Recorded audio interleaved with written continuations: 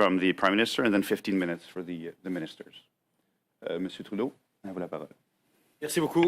Je suis très content d'être ici avec vous aujourd'hui, accompagné effectivement de la ministre Ng pour une brève allocution et avec les ministres Tassi et Duclos pour répondre à vos questions. On est ici aujourd'hui pour vous parler de ce qu'on fait pour continuer de vous soutenir et de vous protéger pendant ces moments difficiles. On Monday night, we had our 36th First Ministers meeting since the beginning of this pandemic.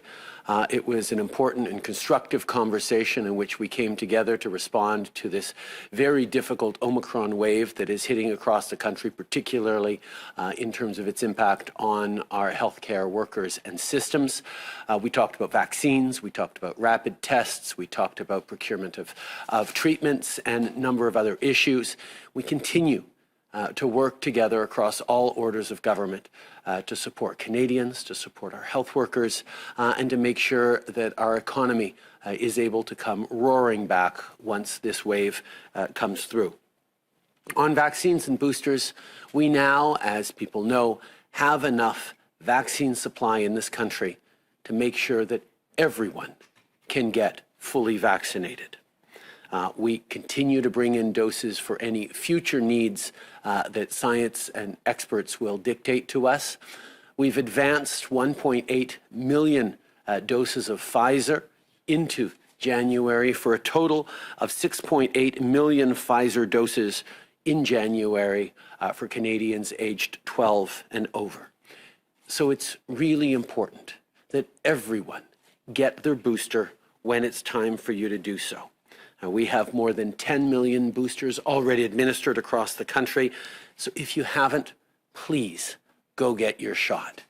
It's never too late to do the right thing. And I can tell you that when you show up to get your very first shot in your local vaccine clinic or your pharmacy, the pharmacists, the healthcare workers will be incredibly pleased to be able to give you your first shot. It is about doing the right thing. They'd much rather be giving you an injection of a vaccine to keep you and everyone safe than having to deal with you in a critical care bed. Please, it's time to get vaccinated. It's time to get your boosters. We notice as well that only about 45% of Canadian kids between 5 and 12 years old have been vaccinated. With schools still virtual, but eventually in many places still virtual and in many places returning soon, we need to make sure that kids are getting vaccinated. Quand je suis parti ce matin pour venir à cette conférence de presse, je suis allé vérifier mes 3 enfants qui étaient chacun dans leur chambre sur ordinateur et iPad en train de faire de l'école virtuelle. On sait que ça va finir bientôt. On veut que tout le monde soit vacciné. S'il vous plaît, encouragez vos amis, vos voisins de se faire vacciner et de faire vacciner leurs enfants. Vaccines work. They work to protect you.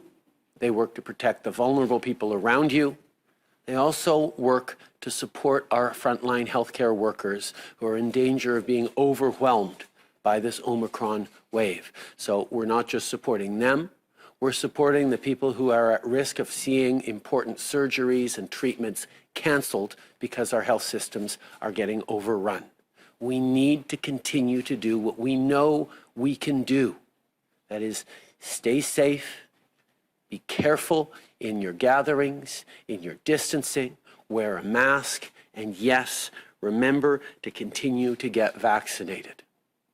On that, I want to thank once again our extraordinary frontline health workers and everyone working in public health for the incredible work they've done over the past 2 years. This pandemic is dragging on, and it's exhausting for everyone, but it's particularly difficult for those health workers who have been going flat out for the past 2 years to try and keep everyone safe, to try and get us through this. Please do everything we can to protect them. They deserve not just our thanks, our deepest gratitude, but our support. And that means getting the boosters, getting the vaccinations, getting our kids vaccinated so we can get through this. Je veux aussi parler du soutien qu'on continue à offrir à nos entreprises, à nos petites entreprises, à nos travailleurs. La pandémie n'est pas terminée, alors on continue d'être là pour les Canadiens comme on l'a promis depuis le début de cette pandémie. On a du soutien en cas de confinement, on a la subvention salariale. On vous rappelle que la subvention salariale est là pour vous aider à garder vos employés, même si vous êtes en fonction réduite.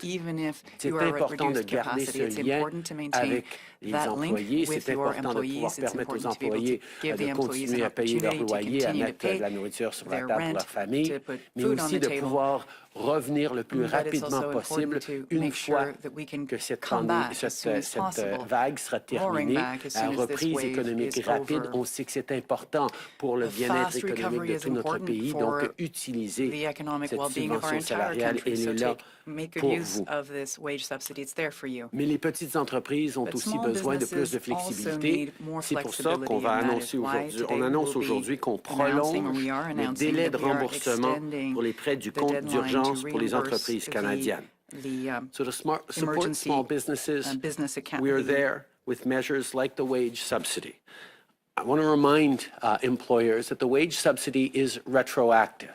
So if you're making decisions right now about whether to keep people on through the coming weeks or not, know that that wage subsidy will be there to help you.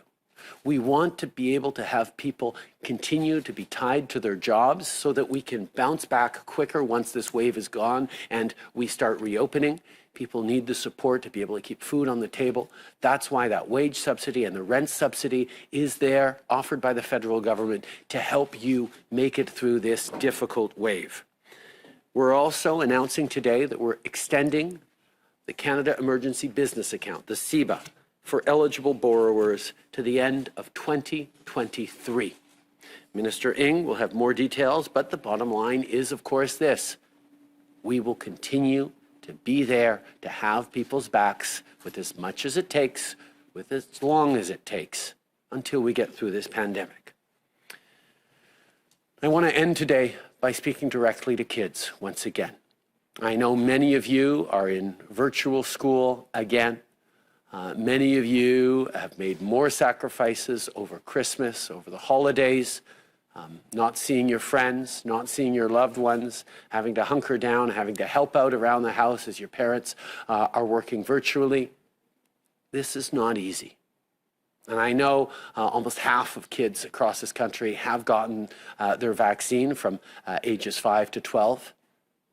We need to get more. So please ask your parents if you can get vaccinated. Getting vaccinated protects yourself, protects your family, protects your grandparents, protects vulnerable people, but it also supports our frontline workers who are working incredibly hard, our nurses and doctors and people in hospitals who are dealing with a rise in cases.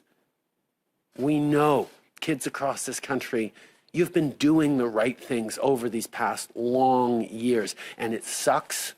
But you've been amazing, and we need to keep doing everything we can to get through this. Je compte sur vous, je compte sur tout le monde à travers le pays de continuer à faire les bonnes affaires, même si on est fatigué, même si on est tanné. On va continuer de faire les bonnes choses pour se protéger, pour assurer que notre pays, notre économie continue à bien fonctionner et qu'on sera toujours capable d'être là les uns pour les autres en faisant les bonnes choses. For one another. Je vous remercie de votre attention ce matin. Je suis maintenant très content de céder la parole à la ministre Ng. Mary. Hand over the floor to Minister Ng. Mary. Merci, Premier Ministre. As workers and small businesses and people across the country face renewed uncertainty and with new lockdowns, rising case counts, and the Omicron variant, we continue to know that the best thing for our economy is to support our workers and businesses through this pandemic. I want to thank the millions of Canadians who have stepped up, who have made sacrifices and continue to follow public health measures, including getting their vaccines and their booster shots.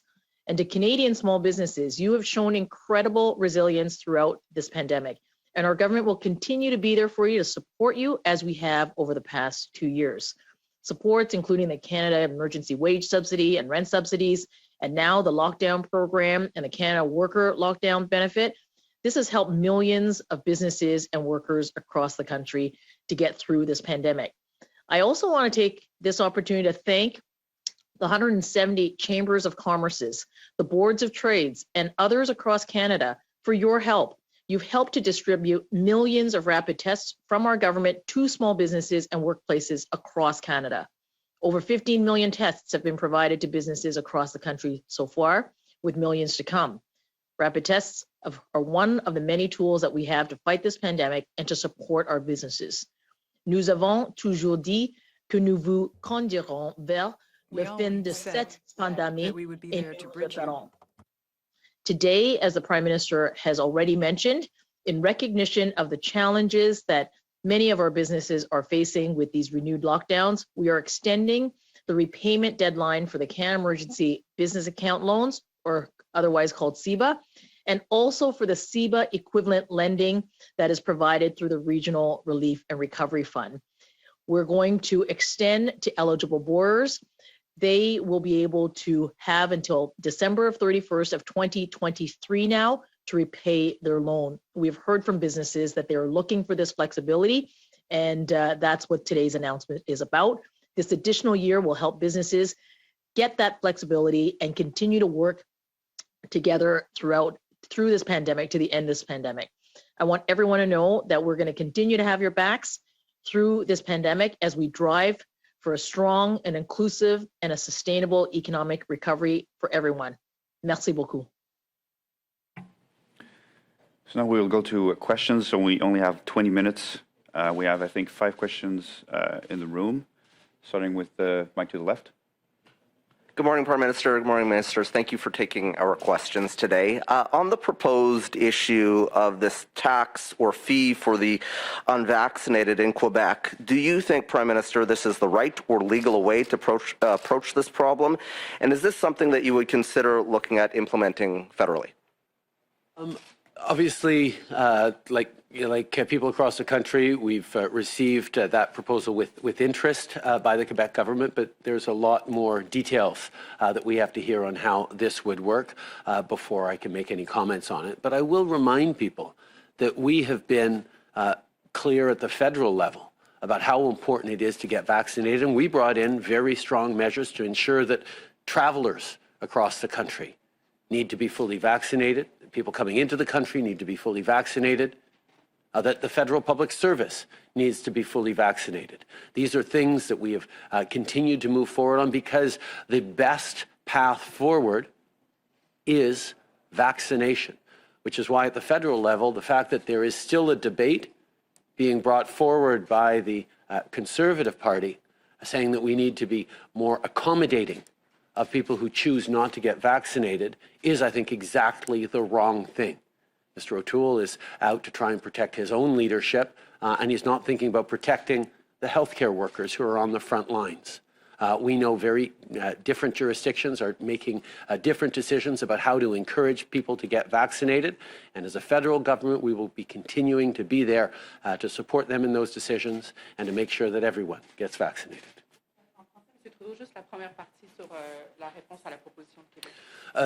Évidemment, nous attendons plus de détails sur la proposition du Québec, mais nous êtes certainement là pour continuer à encourager les gens de se faire vacciner. On sait que de passer à travers cette pandémie, ça va exiger que le plus grand nombre de gens possible se fassent vacciner. C'est pour ça qu'on a pris les mesures pour exiger la vaccination obligatoire pour ceux qui veulent voyager dans ce pays, pour les travailleurs de la fonction publique. Et nous allons continuer d'être là pour appuyer les provinces qui prennent des mesures supplémentaires.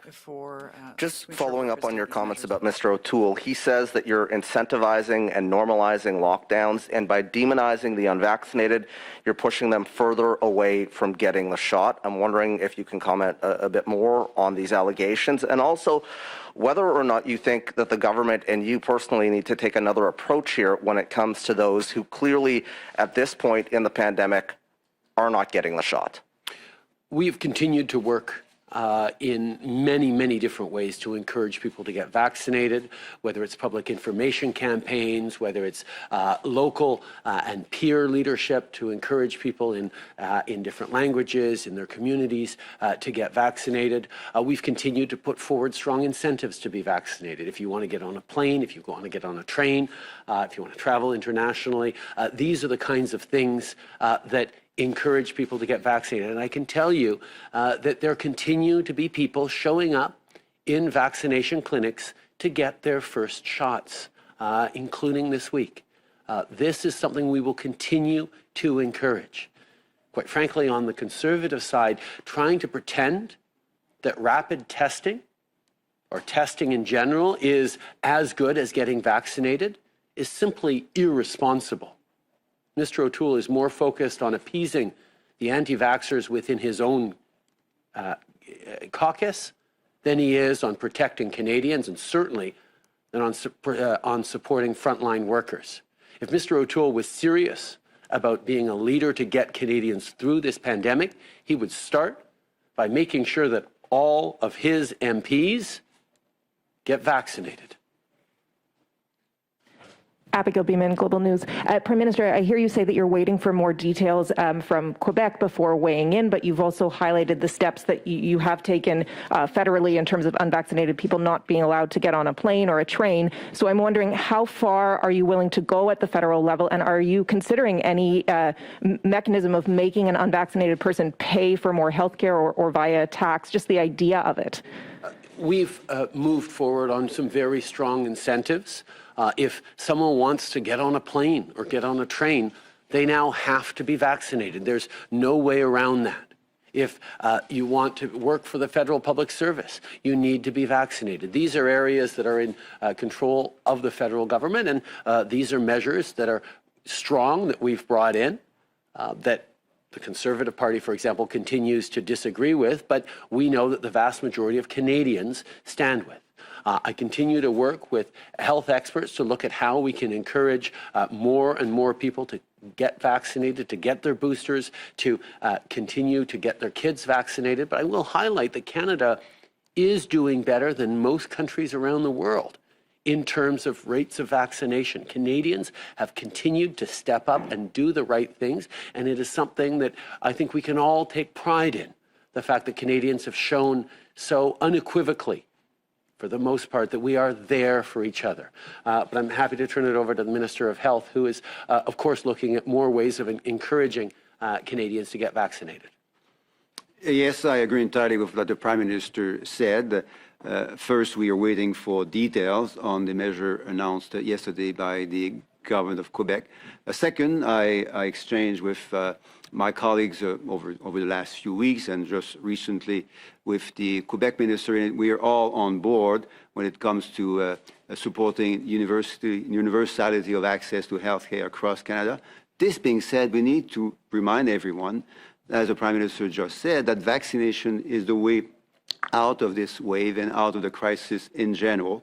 It works. You know, science has been telling us that for many, many months now, and we have demonstrated at the federal level that vaccine mandates also work.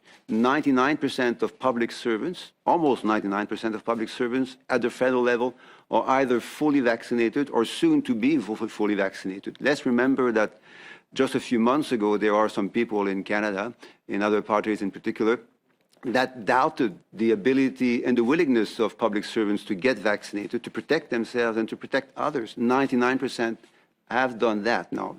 The same thing for RCMP, armed forces. We are mandating vaccination for all workers under federal regulation. That is almost 8% of total workers in Canada. We have, the Prime Minister said, we have mandated vaccination for transport by airplane or by train. We are using all the tools that we have at the federal level, not only to encourage more vaccination, but also to protect people. I would say that the key word here is benevolence. We need to look after each other, and we need to protect everyone from this terrible disease, which can be deadly, and that comes with vaccination. Prime Minister, on booster rates in a number of provinces remain quite low compared to first and second doses, a number at or close to 30%. I'm wondering, with the information that you're getting, how much that is attributed to just the rollout process versus Canadians who don't, for whatever reason, want to get a booster dose, and if you're considering extending the measures you keep referencing in terms of planes and trains and federal workplace mandates to include a third dose as part of the definition. Our decisions around vaccine mandates and requirements and what constitutes being fully vaccinated, those will be based on science, will be based on the recommendations of experts going forward. Right now, we continue to encourage Canadians to get their booster shots. Our job at the federal level is to make sure we're procuring enough vaccines so everyone can get the booster shots, can get their kids vaccinated. We have done that. And further, we're working to support provinces that need extra help on getting those boosters into arms.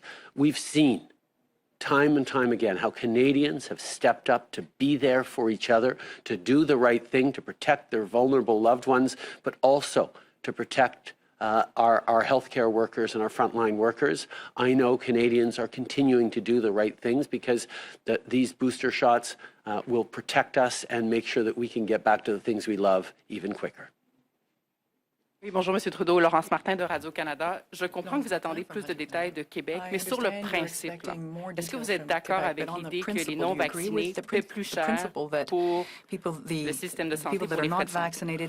Au niveau du gouvernement fédéral, on a déjà amené des mesures qui sont très dures pour les gens qui ne sont pas vaccinés, de ne pas pouvoir voyager en avion ou en train, de risquer de perdre sa job si on travaille pour la fonction publique et on choisit de ne pas se faire vacciner. On a démontré une rigueur et une approche très ferme sur les vaccinations. En même temps, on sait que différentes juridictions sont en train de regarder différentes mesures qui vont aussi encourager la vaccination. Évidemment, les détails vont être importants pour cette proposition du Québec parce qu'on veut s'assurer que les principes de la loi canadienne sur la santé soient respectés. Mais comme le ministre de la Santé a dit, on sait très bien que le Québec s'y tient aussi aux principes de cette loi canadienne sur la santé. Mais nous allons regarder les détails de comment ça va se dérouler pour continuer à pouvoir encourager et démontrer aux gens qui hésitent encore de se faire vacciner que la bonne chose à faire, c'est de se faire vacciner. Est-ce que vous êtes d'accord sur le principe? Est-ce que vous pensez que c'est une bonne chose de faire payer aux non-vaccinés plus cher? Je pense qu'on doit toujours regarder les incitatifs qui vont fonctionner pour les gens. Et les détails sont extrêmement importants sur comment ça va fonctionner comme incitatif ou comme encouragement. C'est pour ça que je ne peux pas me prononcer plus que ça, mais je peux dire que nous avons pris des mesures extrêmement fermes et même difficiles dans le domaine fédéral pour encourager, pour vraiment rendre la vie difficile pour ceux qui choisissent de ne pas se faire vacciner, qui ne pourront pas voyager à bord d'un train ou d'un avion. C'est des genres de choses que nous devons faire pour assurer que les gens fassent le bon choix pour se faire vacciner. Donc, on cherche à les inciter, on cherche à les encourager. Et on va continuer de le faire dans le respect de nos principes et de nos valeurs. Si je peux me permettre rapidement. If I may. Si je peux me permettre rapidement de compléter. Je vais juste répondre en anglais, puis je vais te passer la parole. As a country, different jurisdictions and the federal government have taken many strong measures to encourage Canadians to get vaccinated. And quite frankly, Canadians have stepped up themselves to one of the highest rates of vaccination in the world, because we know this is the way to get through it. And for people who continue to hesitate or to choose not to get vaccinated, they are losing privileges to do certain things, whether it's get on a train or a plane, whether it's travel internationally, whether it's move forward in a job in the public service, or even have a job in the public service. We have been taking strong measures from the very beginning. And yes, we know that there is continued debate on this.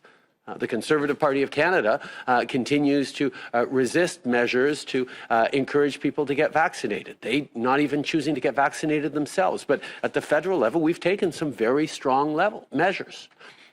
At the provincial levels, they're looking at measures that will work for them. This Quebec proposal is something that obviously everyone is paying attention to right now, but there are still many details to know. And the details will be important in how this works, how it balances the values and the rights that we all cherish as Canadians with the necessity of keeping people safe.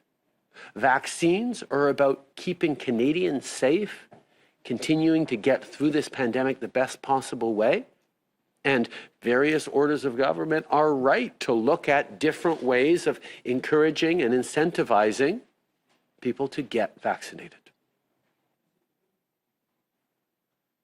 Ce que j'allais ajouter en français, c'est en complément à ce que le Premier ministre a dit lorsqu'il a parlé de valider l'effet des mesures sur les taux de vaccination et sur la protection dont les gens se donnent lorsqu'ils se font vacciner. Et ce que l'on sait, par exemple, depuis quelques semaines et depuis quelques mois, en fait, c'est que depuis l'été, depuis que les provinces et les territoires ont commencé à mettre en place des obligations vaccinales pour aller dans les gymnases, dans les restaurants, dans les bars, depuis que le gouvernement canadien a aussi mis en place des obligations vaccinales, le taux de vaccination a été accru à peu près entre 6 et 10 Les estimés varient.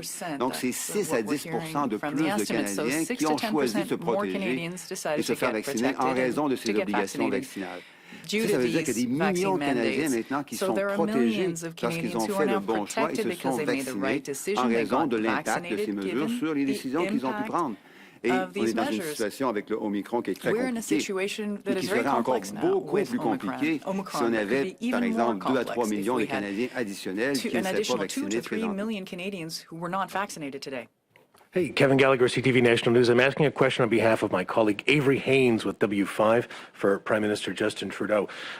On the issue of whistleblower protection, the government accountability project in the United States says that you, Mr. Trudeau, have been the primary obstacle in blocking an overhaul of the laws protecting whistleblowers because of the scandals you have faced personally. What's your response to this? As a government, we have consistently stood up for openness and transparency and brought forward reforms that have supported people coming forward to highlight wrongdoing in workplaces or institutions across the country. We will continue to do just that. My follow-up question will be from me. You said that you need to hear the details. The details we do know is that in Quebec, there will be significant financial penalties for people who don't get vaccinated. Is that in itself a violation of the Canada Health Act? And would you consider clawing back healthcare transfers for that violation?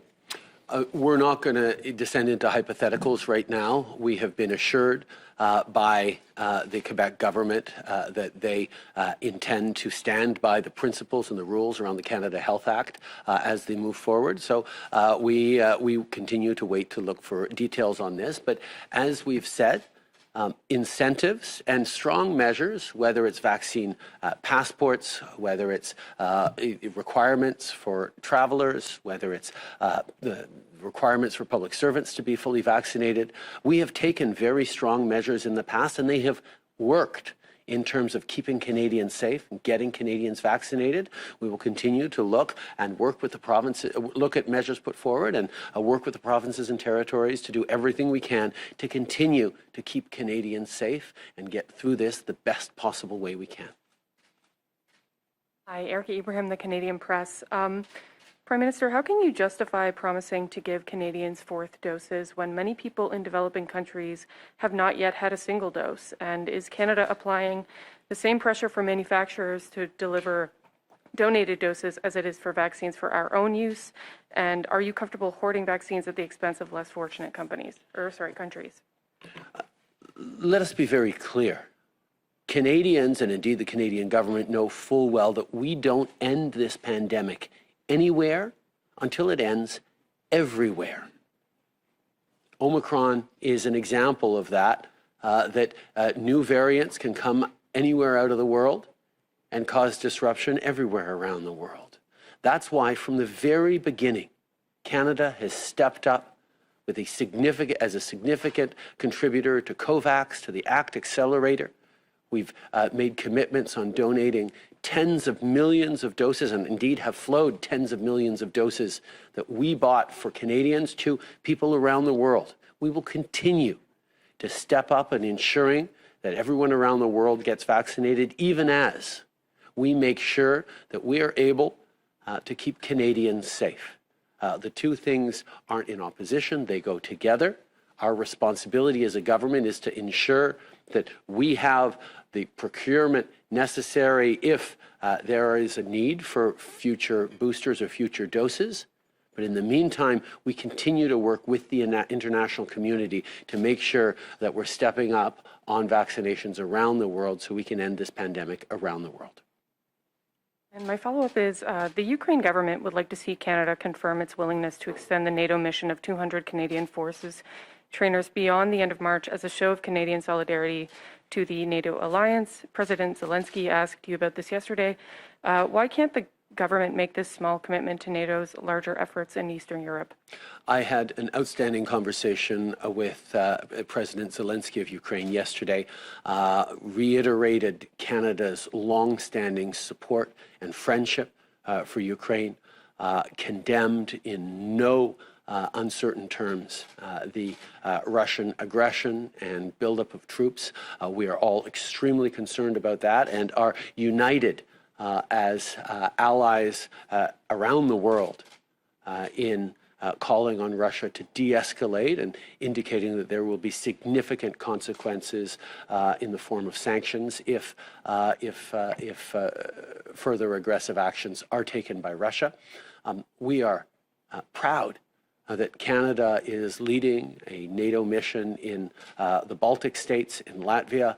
We are part of Operation Unifier on the ground in Ukraine, training Ukrainian soldiers. We will continue to be there to stand as part of our NATO allies with our friends in the region. Last question in the room. Fraser Needham from APTN National News. This question is for the Prime Minister as well.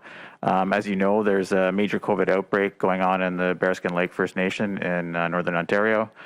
On December 30th, they made it pretty clear that they wanted military assistance to deal with the situation. They're doing various tasks. It took more than a week for the government to actually respond, and now what's happened is they've activated 4 local Canadian Rangers, which were already in the community. So saying that the military has been deployed is being a bit generous with the truth, I think. Do you think this is a sufficient response from your government? I would actually refer you to Indigenous Services Minister Haidu's statement on this, which details the resources on the ground in Bearskin Lake, including Canadian Rangers, including workers who've been paid for by Indigenous services to come in from nearby communities, volunteers on the ground as well. Our response is extremely present in Bearskin Lake, and we're pleased to see the situation turning a corner and looking like it's getting better, but we will continue to be there in that community and in communities around the country as necessary. Yeah, it's fair enough, and that's the response that we have gotten from emailed statements from Mr. Blair's office and also Patty Havey. But the reality is that people on the ground say that that is not the case. They feel that they've been let down by the government, that government has not responded in a way that they expected. They say the relationship is fractured. And one thing that is not really clear is why the government of Ontario actually has to make a request for the military to go in or to be deployed when it's actually, you know, that Ottawa deals directly with First Nations. It falls under federal jurisdiction. Are you going to maybe look into this maybe and sort of, you know, you said your government wants to avoid these types of red tape situations. It seems exactly what they're falling into. Are you going to look into this, maybe see if it could be handled in a more efficient manner? I think it's important to remember that from the very beginning of this pandemic, the focus of this federal government was on ensuring that Indigenous communities, which we'd seen during previous pandemics like H1N1, are particularly vulnerable, which is why from March 2020 onwards, we gave particular focus and emphasis on supporting Indigenous communities through this difficult pandemic. We saw case numbers much lower in Indigenous communities through those first waves. We saw initiatives like the flowing of additional vaccines to Indigenous communities and northern and remote communities to be able to keep people safer quicker. Were initiatives that all Canadians and indeed all premiers got behind to make sure we were supporting Indigenous people. Over the course of the past 2 years, we've continued to be there to respond as best we can to exigencies and emergencies, and we will continue to understand just how vulnerable Indigenous communities are to health challenges like this one, and we'll continue to work with them in the best possible way to keep their citizens safe. Donc, on me dit qu'il nous reste un peu de temps pour aller au téléphone. Opérateur. Maybe questions over the phone, operator? Thank you, merci. You may press star 1 if you have a question. Vous pouvez appuyer sur étoile 1 si vous avez une question. La première question au téléphone est de Marie Vastel Le Devoir. La parole est à vous. Oui, bonjour, M. Trudeau. J'aimerais revenir sur la contribution santé du gouvernement Legault. Je comprends que vous ne voulez pas trop spéculer, mais je veux juste revenir sur l'aspect de la loi sur la santé. Je comprends que Québec vous a assuré que leurs mesures respecteraient la loi sur la santé, mais au-delà de ça, j'aimerais vous entendre, voyez-vous d'autres possibles entorses en matière de droit ou au contraire, êtes-vous dans le fond satisfait après avoir fait pareil, vous, au fédéral, comme vous nous l'avez rappelé, et après que votre ministre de la Santé a essentiellement invité les provinces à faire de même en termes de vaccination obligatoire? To also mandate the vaccines, what would you say to that? Je ne suis pas entièrement certain que je comprends tout à fait la question, Marie, mais nous sommes... Voulez-vous que je la répète pour ne pas la gaspiller? Answer it so that I don't waste it. Écoutez, je comprends que Québec vous a rassuré qu'il respecterait la loi sur la santé, mais au-delà de ça, est-ce qu'à vos yeux, il y a des entorses qui ont l'air de poindre à l'horizon en matière de droit? Ou est-ce qu'au contraire, vous voyez ça d'un assez bon œil, puisque vous avez fait pareil au fédéral en termes de vaccination obligatoire? La question est la même. La réalité, c'est que nous allons toujours veiller au respect des droits et des valeurs fondamentaux dans toute proposition que nous faisons, que d'autres personnes, d'autres provinces ou d'autres paliers de gouvernement vont faire. C'est toujours une préoccupation pour nous. On va regarder les détails de la proposition pour voir exactement ce qu'ils sont en train de proposer pour mieux comprendre comment ça va fonctionner. Mais je peux dire effectivement que nous avions pris des mesures très fortes pour encourager les gens de se faire vacciner. Les provinces ont pris des mesures très fortes déjà. Alors, il n'y a pas une opposition de la part du gouvernement à ce qu'on prenne des mesures fortes, mais nous allons toujours chercher à ce que ces mesures soient efficaces, soient dans le respect des principes et des valeurs et puissent nous faire avancer. C'est pour ça que les détails sont aussi importants.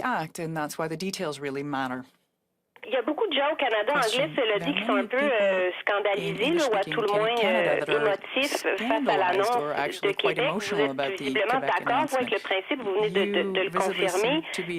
Pourquoi est-ce que vous refusez d'aller plus loin ouvertement puisque vous vous réfugiez un peu dans le fait qu'on manque encore de détails? Pourquoi ne pas être plus clair dans votre opinion, si ce n'est parce que vous risquez un contre-coup au Canada anglais? Est-ce que c'est juste ça? Je pense que, loin de pouvoir dire, je comprends, c'est plus facile d'écrire de faire les manchettes avec des réponses simplistes, mais c'est des enjeux extrêmement complexes, Marie. Comment on va équilibrer le respect des droits et des libertés fondamentaux, le respect d'une loi importante et fondamentale comme la loi canadienne sur la santé, et en même temps encourager fortement des gens à continuer de se faire vacciner. C'est des préoccupations que nous avions eues quand on a avancé les mesures d'exiger de la vaccination pour les voyageurs aériens, par exemple, quand on a exigé que les fonctionnaires de la fonction publique se fassent vacciner. Les détails sont importants. Details On matter. doit connaître exactement les mesures qu'on met de l'avant et il y a du travail à faire là-dessus. Alors, c'est pas pour éviter de répondre à la question, c'est de dire réellement, on a besoin de savoir quelles seront les modalités de cette proposition de Québec pour pouvoir s'assurer que ça soit efficace, que ça fasse la bonne chose et que ça soit en lien avec les principes et les valeurs qui nous sont chers. On me dit que c'est tout le temps qu'on avait avec le Premier ministre. Les ministres resteront avec nous pour environ 15 minutes. J'aimerais quand même donner la chance à nos amis au téléphone de poser des questions, alors que je privilégierais peut-être quelques questions pour commencer. Opérateur. Thank you, merci. The next question is from Ryan Tumulty from the National Post. Please go ahead. Yeah, hi there. I think you're... I'm sorry, we cannot hear you. Can you hear me now? Yes. I wanted to ask you about the antiviral treatments from Pfizer and Merck, as well as the Novavax vaccine, all of which are awaiting approval from Health Canada. I'm wondering if you can give us any kind of timeline on those, as well as, say, if the same number of resources are available to review the data from those companies as was available to approve the Pfizer and Moderna vaccines. Thank you very much. So first on the antiviral treatments, the Health Canada's approval process is proceeding swiftly in an accelerated manner, as has been the case for many other approval processes over the last 22 months. They are obviously working with international partners on making sure that this is moving swiftly and efficiently. The announcement, the decision will be made very soon. As we prepare for that decision, whatever it may be, we have already secured 1 million doses of treatments of Pfizer, which is equivalent to 10 million doses, because these treatments come each with 10 doses. So 1 million such treatments already procured with a contract that Minister Tassi generated and approved just a few weeks ago. And what we're doing in parallel with that is to work with provinces and territories. I've had several discussions with my provincial and territorial health colleagues over the last few weeks in making sure that when and if that treatment by Pfizer is approved, we are able to move swiftly to clinical use of that treatment across Canada. Now, on Novavax and other vaccines, and as you know, there are several others that we have contracts with, I will just say that Health Canada does the work that it does, which is to proceed with a swift, efficient, but a rigorous assessment of both the efficacy and the safety of the vaccines.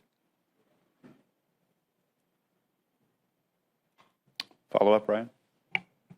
Yeah, Minister, earlier in this press conference, you said, that vaccine mandates work, which is why the federal government approved them.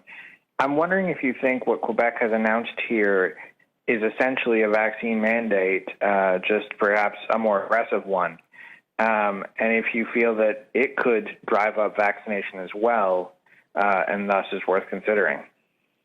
Well, thank you. First on vaccine mandates, the key word here is benevolence. Both the language and the actions are there and designed to protect people. This is a severe disease. We want people to be protected against it. And as they protect themselves against the disease, they also protect others, either in their living or their workplaces. No one, I believe, is thinking or certainly speaking of forcibly physically vaccinating people in Canada. What we have done at the federal level is to put into place vaccine mandates that do work around borders, around transportation, air and train, around the workplaces, federal public service, the RCMP, the armed forces. That works. It protects workers. It protects those around them.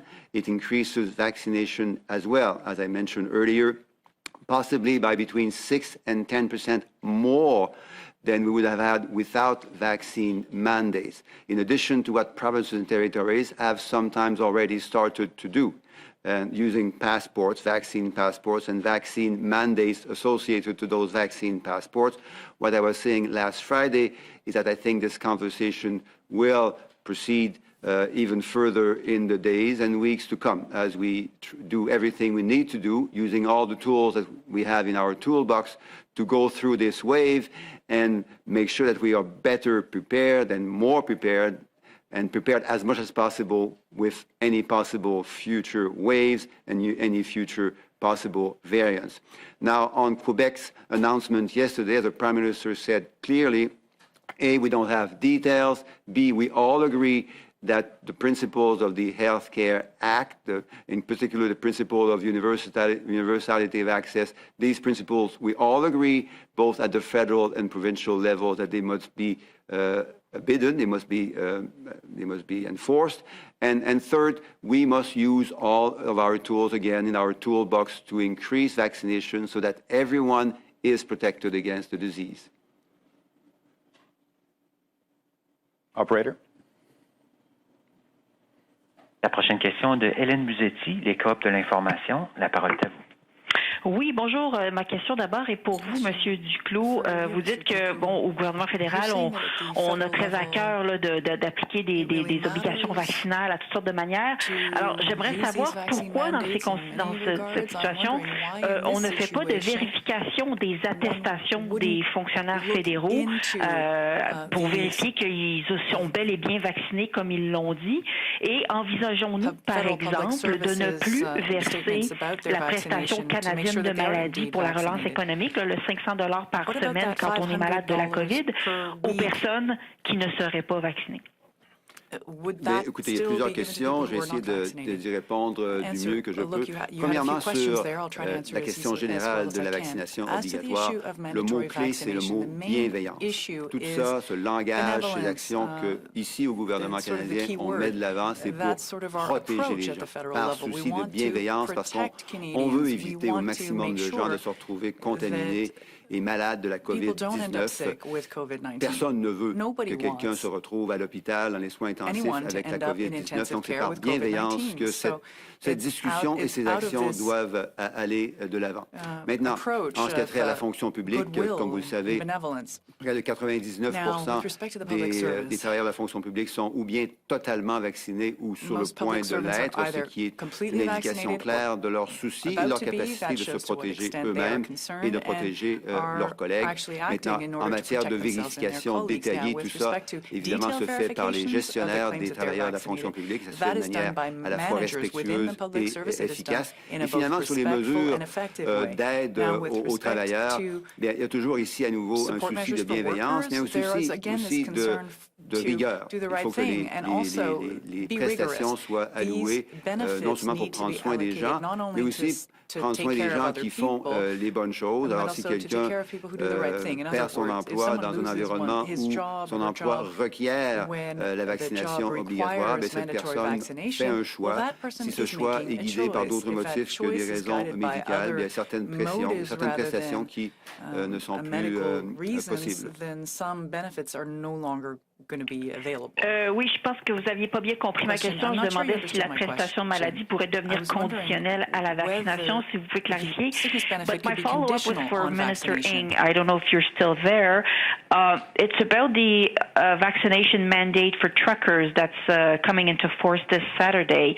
The trucking industry says that it could lead to the loss of up to 15,000 truckers, and that could have a major impact on supply in Canada. So I'm just wondering whether or not you're considering postponing that measure.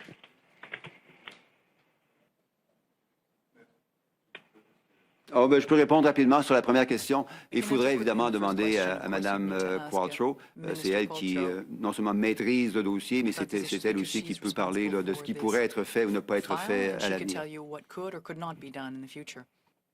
Et Mary, do you want to answer the question on the border measures that will take place, in fact, quite soon on Saturday?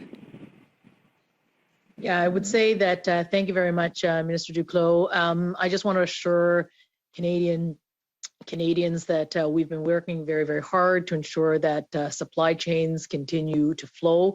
Of course, I continue to work with my colleagues in transportation and others to ensure that that just as we have throughout this pandemic, that supply chains continue to be resilient. But, you know, what is top of priority for all of us, of course, is making sure that the health and safety of Canadians are, you know, are looked after. And that is what vaccines are about. And that is why we are continuing to encourage everyone to get their vaccines and everyone to get their boosters. But certainly the issue of making sure that supply chains continue to move and that they remain resilient is work that we are continuing to monitor. Last one on the phone. The next question is from Marika Walsh from the Globe and Mail. Please go ahead. Thank you. My questions are for Minister Ng. The CFIB had asked for the CEBA repayment to be extended until the end of 2024. Why is the government only giving an extension until the end of 2023? Marika, thank you very much for that question. Happy New Year's. I think this is the first time that you and I are speaking.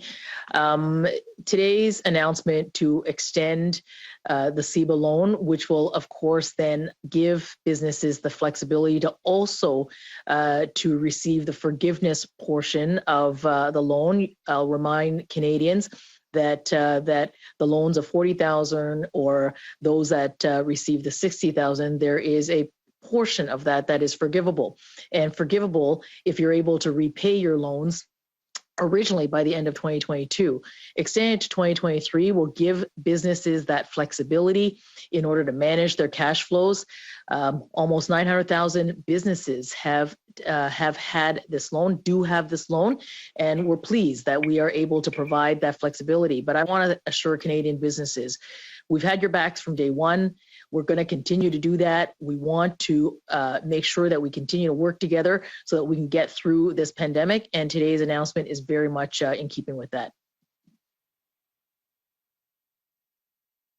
Okay. I understand that you're extending it to 2023. I'm not sure I'm not understood. I heard an answer as to why it's not going further. I also, though, want to ask why there's no sort of sliding scale or accommodations based on hard-hit sectors, because we know that some businesses have ended up doing very well in the pandemic and have benefited from this loan, while other businesses are having a much more difficult time. So why not add in a needs assessment, for example, on the repayment deadline, or on even how much businesses might get with a potential new top-up or something this year, given the current situation? Well, America, this is exactly what we did and anticipated well before even Omicron hit. You'll remember that that before before the end of 2021, we passed C2. There are provisions in there that are supporting businesses, and particularly those hard-hit businesses, the hardest hit businesses, and those in sectors like tourism. We continue to be there, and in fact, those supports that are there, particularly for the hardest hit businesses, continue to be there in recognition that that many businesses, certainly before Omicron hit, were well on their way to recovery. I mean, we've recovered all of the jobs that we saw lost during COVID-19. That is progress. However, anticipating and to be prepared, as we are seeing now through Omicron, that there are lockdowns and that we still have to manage our way out of this pandemic. That's why we put forward the provisions that we did before we rose before Omicron, and now those lockdown supports are there for businesses. They're there for workers. There's certainly supports for the hardest hit businesses. And today, with the extension of CEBA, that is going to give the flexibility to those businesses who have asked us for it. And we have right from the beginning been working with businesses on the ground, listening very intently. And you've seen us throughout the course of this pandemic to adjust as we needed to in response to businesses. And we're going to continue doing that work. We've got their back, we've had their backs, and we'll continue to do that as we finish, as we keep fighting this pandemic. So we'll now turn to the room. Mike to the right. Kevin Gallagher, CTV National News. My question's for the Minister of Procurement, Philomena Tassi. Listen, today the Dina Hinshaw, actually recently I should say, tweeted, Alberta has learned that the expected supply of at-home rapid tests has been delayed from the federal government and manufacturers. So I just want to know what the nature of that delay is that Dr. Hinshaw is talking about, and are there supply chain issues affecting some of the delivery and procurement of rapid tests? Well, thank you very much for the question. I would begin by saying that, the demand for rapid test has escalated, particularly in the month of December. So prior to December, at the end of December, we had 120 million rapid tests procured and delivered. You have heard the Prime Minister say that the month of January, we are distributing 140 million rapid tests to provinces and territories. And this is extremely important because we know that this is another tool that is available to provinces and territories. Up until the beginning of January, we had procured and delivered every test that provinces and territories were asking for. Of course, with the onset of Omicron in December, those requests escalated. We are in the process of doing everything we can to secure as many rapid tests as possible because we know this is a very valuable tool for provinces and territories. I will say that we currently have 14 suppliers. I have been in contact with a couple of those suppliers. My team is in regular contact, and this is a very competitive market. And there are issues with respect to the supply chain. And those deal with issues of labor, issues of accessing raw materials, and also the cargo planes and getting the transportation. So what I would say is, I'm not going to undermine the fact that this is a very competitive market. We are doing absolutely everything we can to procure as many tests as possible. We have been very successful to date, and we're going to continue to work with suppliers to ensure if there are things, logistics, that we can assist as a federal government, we are there to help those suppliers every step of the way. To date, in total, we have procured over 426 million rapid tests, and we're going to continue to get those to provinces and territories as quickly as we can. So we have about 5 minutes left, so if we can just make it short, great. It's Travis Janish from CBC. My question is for Minister Tassi as well. Canada's original contract with Pfizer was for up to 76 million doses. Posted figures show 51.3 million doses of Pfizer distributed across the country, and apparently what's left now is about 2.9 million. So I'm just wondering about the gap of 25 million, and did Canada opt not to buy its full contracted amount with Pfizer? No, to date, we have continued with our contract with Pfizer and received the doses to which we were entitled to. In fact, as the Prime Minister mentioned, we accelerated doses of Pfizer by 1.8 million this month. They were able to do that for us. And so this month we are going to be receiving 20.2 million boosters in January. 6.8 million of those boosters will be coming from Pfizer. We also have 35 million doses for 2022 that we have procured, with options to purchase another 30 million. So our relationship with Pfizer is strong. We are receiving the doses to which we are entitled. And we are going to continue to work. They are an excellent partner, and we're going to continue to work them to secure the doses that we need. Beeman, Global News. My question is for Minister Duclos. On the PCR tests upon arrival, given the strain on PCR testing in the country and symptomatic people who can't get a PCR test, I'm wondering if there are discussions underway to drop the arrival requirement, given those people have already taken a test within 72 hours, and if there are discussions underway on the other side about dropping the move to make everybody get a test upon arrival, since I understand that's not yet currently happening. Okay, thank you. So a number of questions. I'll try to be fair and useful. First, on the actual crisis, not crisis, but yeah, I think it's a crisis, the actual access to PCR testing across Canada. So we know that provinces and territories are challenged when it comes to having sufficient PCR tests, and that's why rapid tests, to which Minister Tassi just spoke, that's going to be, in addition, one more tool for them to use in their toolbox. When it comes to border testing, it's both about responsibility and resources. We have the responsibility to make sure that there is as little importation as possible of COVID-19 and Omicron cases across the border. This is federal responsibility, and we are on top of that responsibility. There are obviously resources that we're using, but these resources are separate from, and both separate in terms of quantities and partners, but also obviously because of geographical locations. So these resources are used separately from the resources to which provinces and territories have access through their own networks.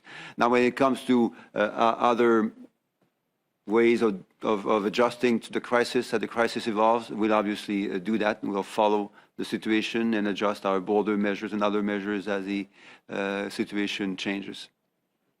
Petite dernière en français. Oui, bonjour, M. Duclos, Laurence Martin de Radio-Canada. Est-ce que vous pensez qu'une contribution santé, ça pourrait inciter les non-vaccinés à aller se faire vacciner?